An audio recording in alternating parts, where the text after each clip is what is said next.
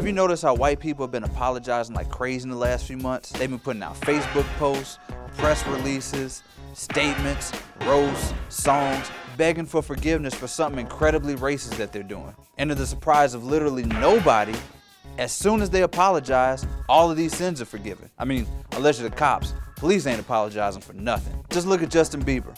He got his white guy haircut back, he covered his tattoos, he even had a roast saying goodbye to all of his black friends while making fun of Ludacris's baby mamas, and then finished with a big old apology. By the way, has anybody even seen Lil Chuggy since Justin Bieber decided to be white again?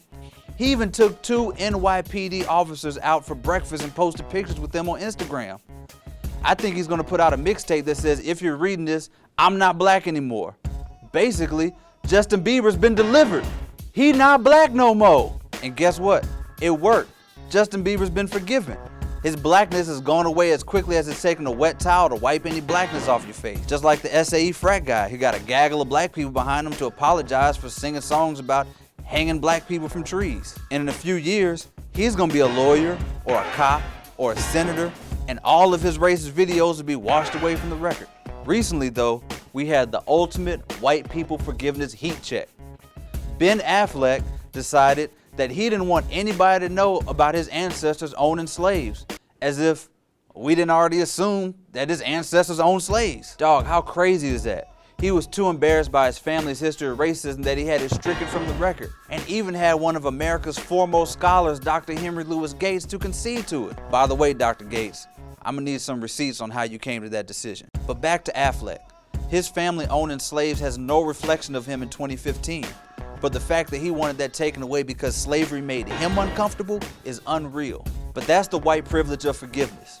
All it takes is a press conference, or saying I'm sorry, or a police badge to have all of your sins taken away. Meanwhile, here in Black America, any mistake gets brought up as justification to get killed by a police officer. All it takes is maybe stealing some cigarillos, or a misdemeanor, or bad child support checks, and the police have a justification to shoot you.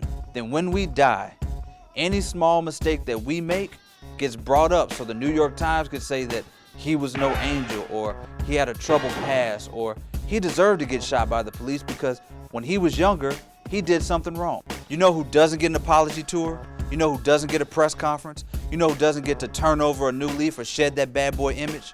Mike Brown, Tamir Rice, Walter Scott, or any of the dozen or so black people who have been shot by police in the last month. I wonder if the great-great-grandchildren of the police officers who ended those black lives will be able to delete their history as easily as Ben Affleck deleted his.